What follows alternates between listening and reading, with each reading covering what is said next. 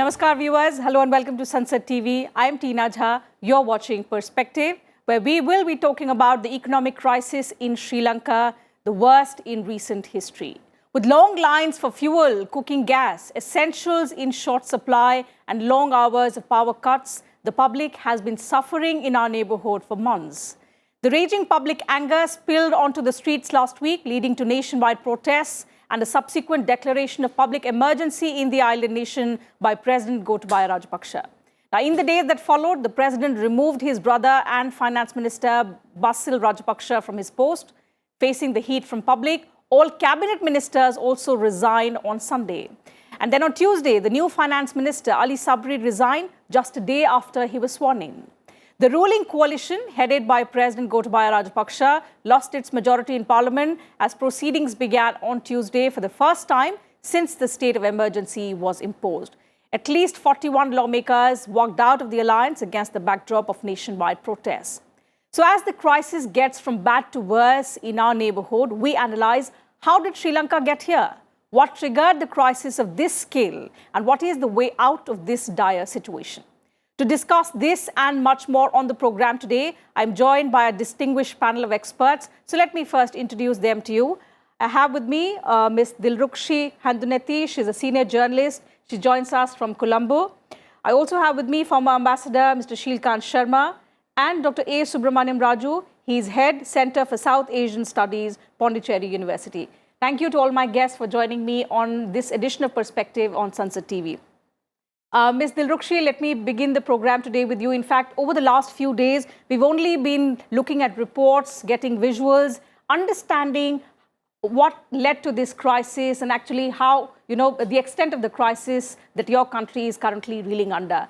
But if you could take us and our viewers through what is the real picture behind the crisis that your country has been facing over the last few months, and we've seen how public anger has now spilled onto the streets. What, according to you, has triggered this crisis, which is said to be the worst in recent history? Thank you so much. It's great to join with you from Colombo. If you look at the past several months, you would have noticed that this was going to erupt at some moment of time. And Sri Lanka's tax revenue has fallen in the past few months considerably, and there has been a call from the professionals, from those from an economic background, to have immediate debt restructuring and for us to renegotiate some of the loans. And this has taken some time, and no steps have been taken. And eventually we have reached a point where we are unable to provide essentials to the Sri Lankan public. And for the past 1 week, people have been hitting streets with placards and calling for the resignation of the president and the cabinet also. It's been quite volatile, but I would also say that public anger seems to be really focused on several other issues as well. Yes, these are really hard times for Sri Lankans economically. So people have been hit the hardest. And this is not only, you probably get the footage from urban centers, but it is beyond the urban centers. You see farmers, you see women who work on the fields, joining protests, people who really feel the pinch, and it's been happening for a while. It started with many different decisions, but what has now happened is that this is also leading to possibly a constitutional crisis, because the government is really under fire, and is people do not even want to discuss the possibility of continuing with the government. So they are also angry. I've been in the field reporting today and yesterday and today. People are really angry about the lack of responsiveness and the lack of explanation from the government as to why we got here and what are the next steps possible. There is no explanation coming forth except to say that we did not create this. And we all know that we have been raising foreign loans for a long time, and at some point of time you really got to start really look at your the scale of debts that we have accumulated and how we are going to do debt servicing. I'll come back to you and understand on what possible solutions, of course, are the people of Sri Lanka looking at the moment, to at least in the short term, to emerge out of this crisis. We understand it's a difficult time for people there, and that mood, Dr. Raju, is palpable. What we are seeing in Sri Lanka, the public anger is quite visible now. It had been building up for months, and now people have hit the streets. There is a state of public emergency,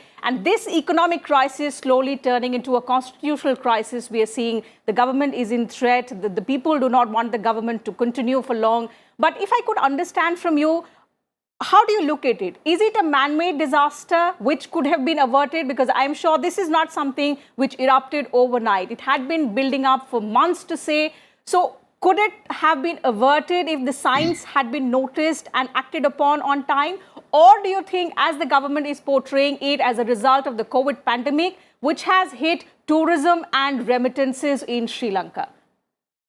Yes, thank you, ma'am. And it is largely what I look at the crisis in Sri Lanka is misgovernance. It is something that, pandemic is one of the factors, but then if you look at the way they have taken some of the policies which are against the, development. And some of the schemes were taken by Rajapaksa in 2019 elections. I think that was also major impact on the crisis which we have been witnessing for the past few days. Either in terms of you look at about the huge, borrowing loans, or in terms of looking at investment or infrastructure. Of course, investment and infrastructure are very, very important sign for development, but then they have gone to the extent where out of proportion, they were heavily depending on loans from China. And that is also one factor where with high interest, where there is no transparency. There is no, open bidding for everyone. So these are some of the things. And then they have not approached the international agencies like IMF or others were not there. And then when you look at, of course, we know about the human rights is a tag which always insisted by the international funding agencies. But then when you look at sometimes as a student of South Asian studies, I look at whether it is the Sri Lankan government or Rajapaksa family government. When you look at largely, these are the 9 portfolios are taken by the family where we look at the transparency was not, visible. And experts repeatedly insisted to look for either, not insisting on organic farming, but that was not taken by the government, and that is something which needs to be taken as one of the factors for the crisis where the farmers and the middle class people are suffering. And also when you look at about the tax reduction from 5 lakhs to 30 lakhs, and that is something they have not done homework, or the economists who have done that was not taken by the government. And when you look at about that, what is that is $550 billion, it was lost. It is lost for the government. So how do you look at the revenue? Either you look at it is organic farming, or look at the tax reduction, or capital gains tax was also not taken into consideration.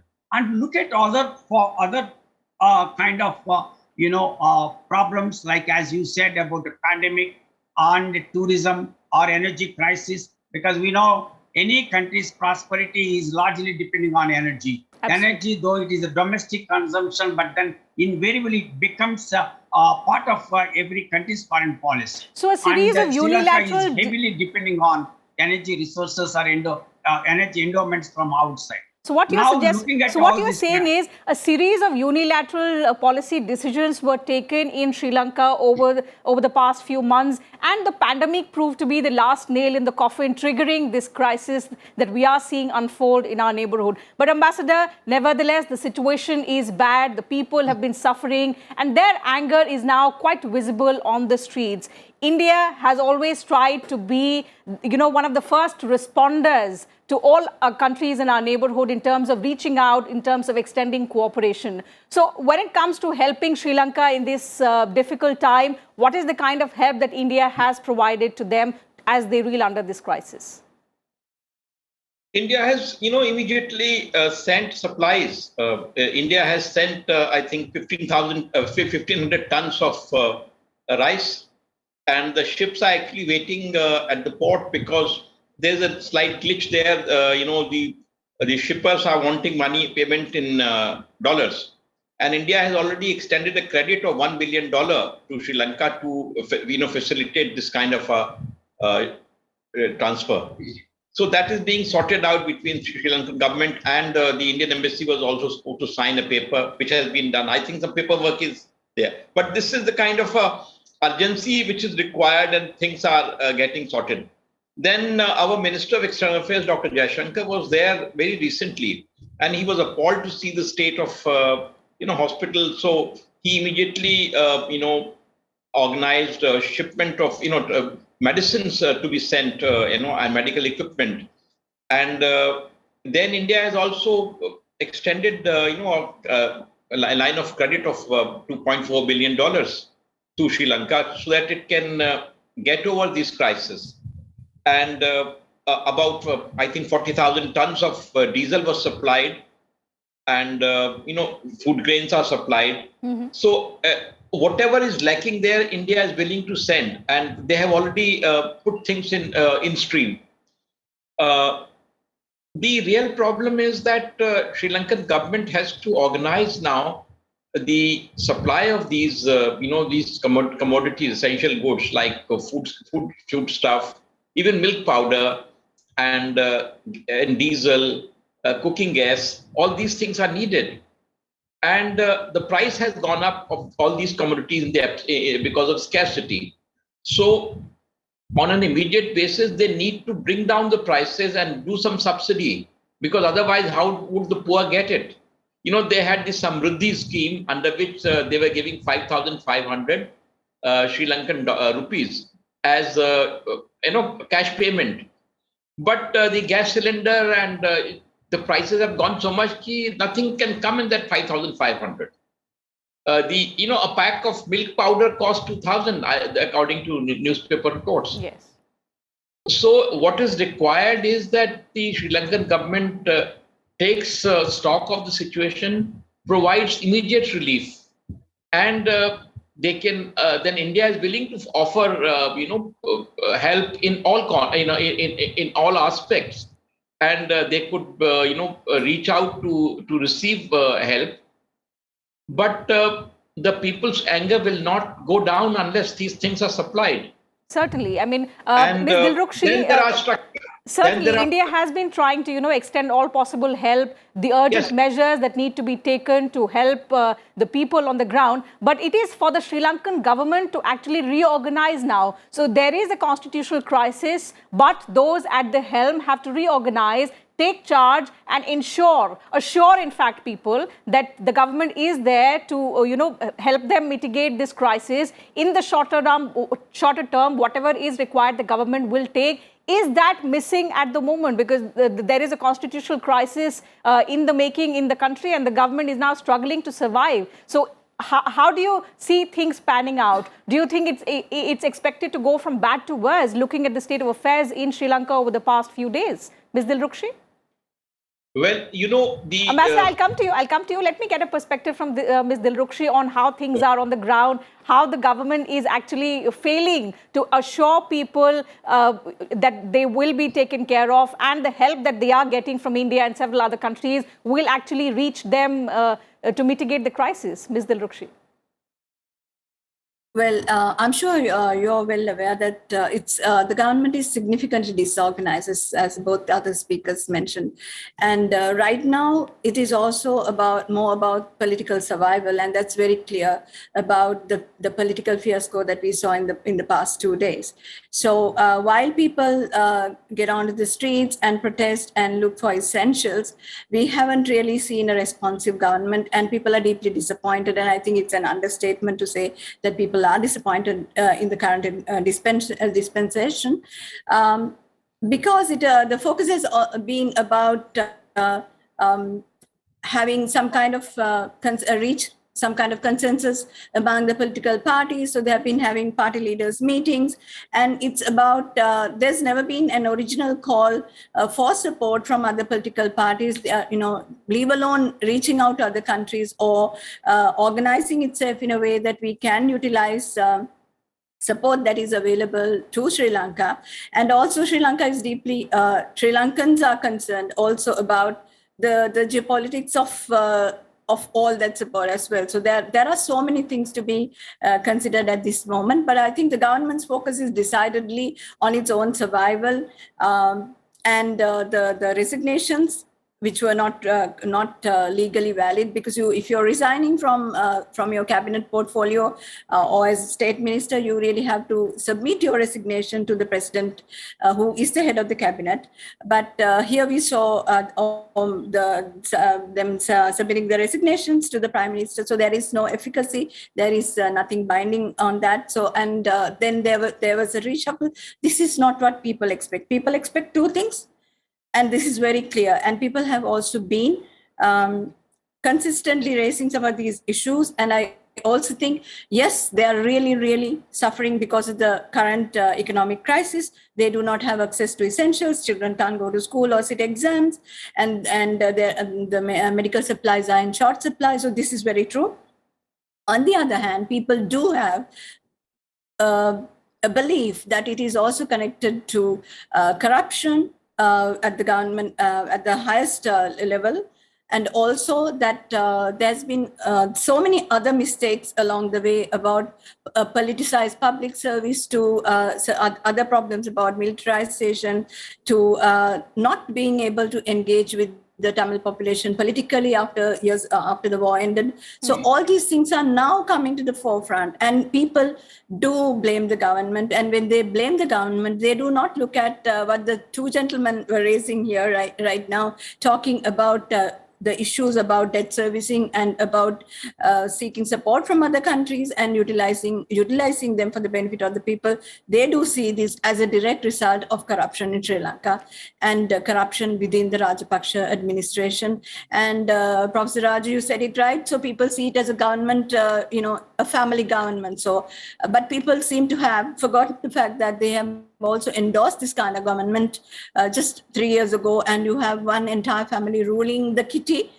So this mistrust is also directed towards the family and those who support the government. And so that's what it is right Certainly. now. Dr. Raju, so the ruling government at the moment in line of fire on several charges, misgovernance and corruption, as Ms. Dilrukshi was pointing out, and to top it all, at the moment in dealing with the crisis, is unresponsive, is unable to assure people that the government is there mitigating the crisis and taking care of their needs. So that somewhere is missing what we're seeing. But help us understand, when this crisis was unfolding, why did Sri Lanka not approach the international organizations? I mean, India has, of course, been helping now. But when the crisis was unfolding, why did it not seek help from the IMF, the World Bank? Dr. Raju.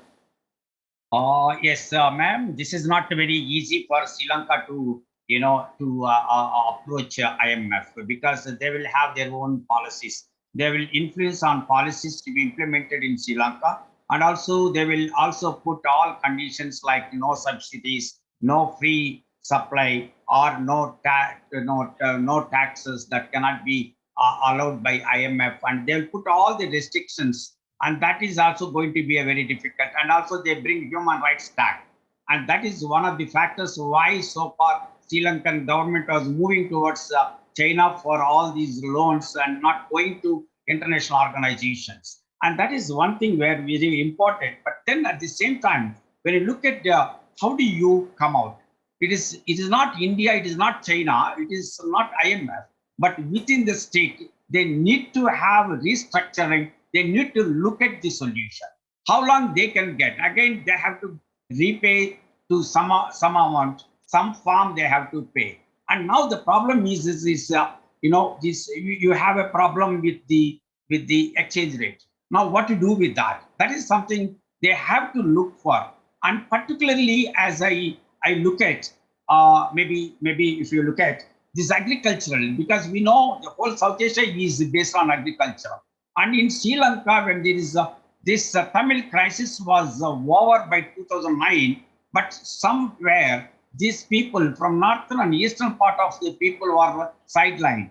And agricultural, this is all they were depending on agriculture. And then when you look at the overall, development, if you leave some part without having any scope for development, it will also have impact on in total, in total at national level.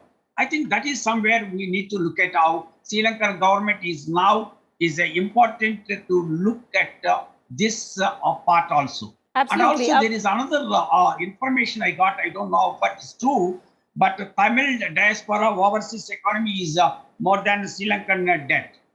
If that is the case, then I think probably they have to now, bring these Sri Lankan Tamils into the mainstream and look for the investment in Sri Lanka. I think within the state, they need to look at the different options of viability, feasibility, so that they can somewhere sustain on their own, apart from the assistance given by other countries or other agencies. Absolutely. Ambassador, very important point made there by Dr. Raju, that not India, not China, not any other global body can help Sri Lanka in the way that the state itself can. It has to find viable options and come out of this crisis. But the kind of trap that we see Sri Lanka today find itself in, do you think it will be easy for the country to actually go for restructuring, look for solutions to actually come out of this deep crisis, which is the result of not one day, but months of making, which was overlooked, and then the people are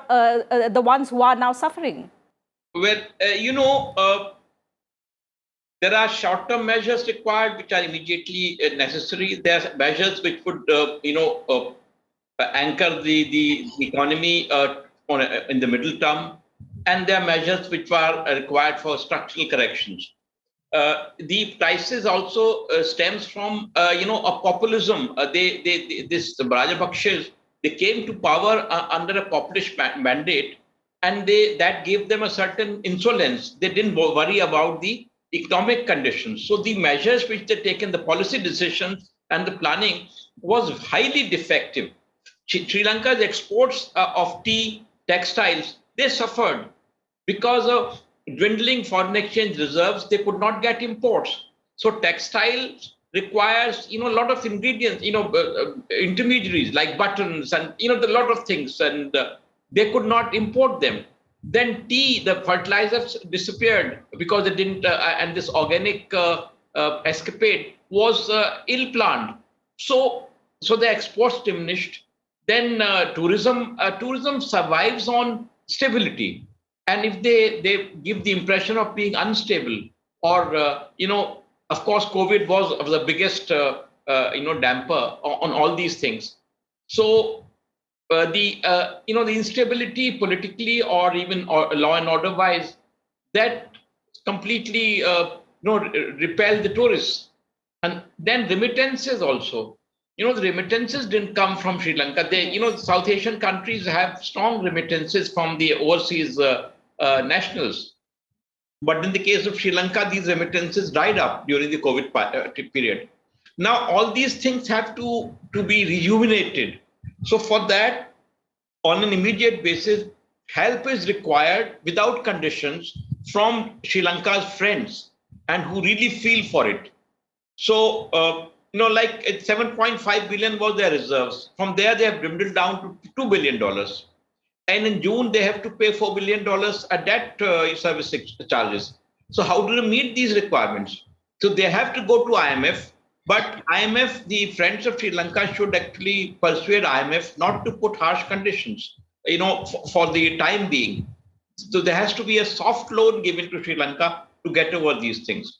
Sri Lanka's overall indices, 3 years back were on the top. They were, their literacy rate, their child survival rate, about women, everything, they were on the Human Development Index, they were on the top in South Asia.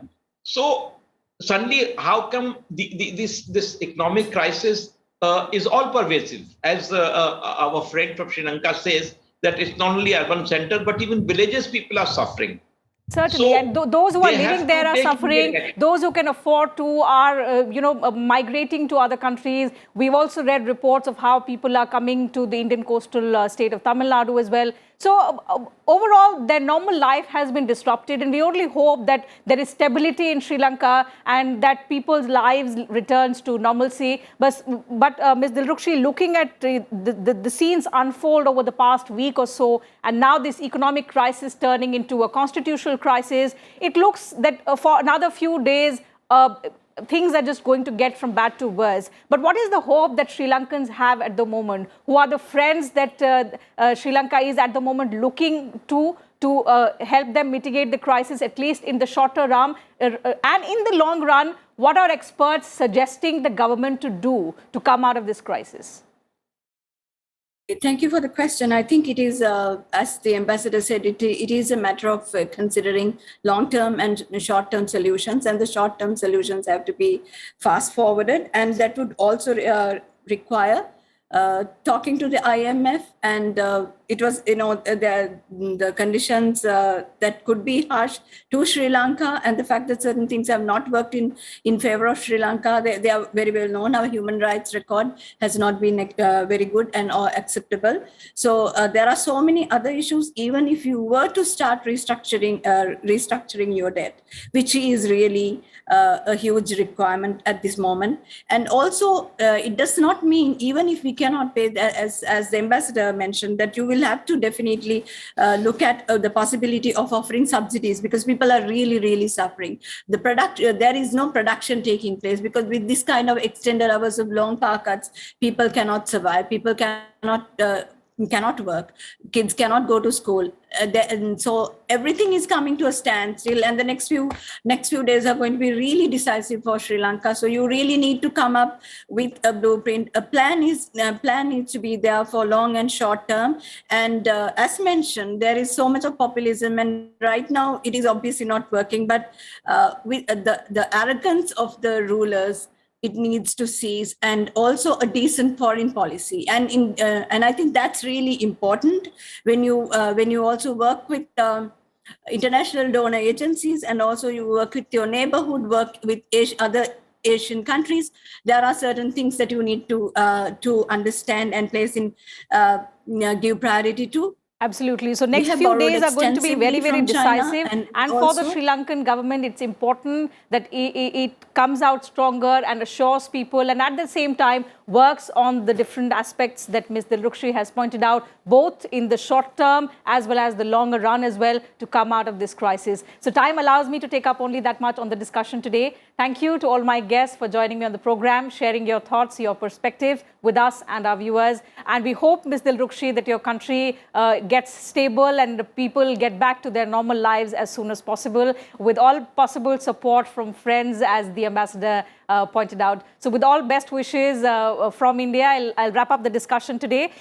So that's it from us on this edition of Perspective. Thanks very much to all our viewers as well for your time. See you again next time. Thank you very much.